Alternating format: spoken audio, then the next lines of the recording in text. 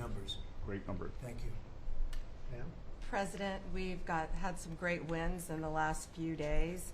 That you were overwhelmingly elected by the biggest majority. The U.S.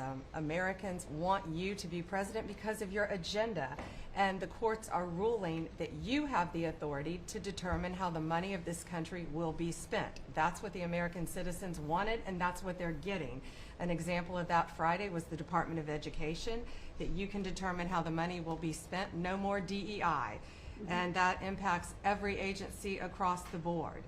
On the civil side again, NLRB, we had a big win in the Supreme Court there.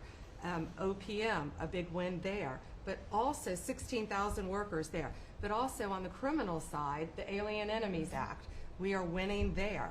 And your directive to me was to keep America safe, and that's what we're doing. Whether it's the alien enemies, all of these gangs, and they are enemies of our country. They are terrorists, they are organized crime, they have come here, they are extremely organized, they are spread throughout our country, and they are creating terror. And no more under your directive. And that has stopped. Yesterday in South Florida, we charged 11 defendants with $500 million of pure cocaine coming into our country to kill our kids. They were caught. They will be prosecuted to the fullest extent of the law. These gang members are going back to where they came, or they're going to an El Salvador prison at your directive.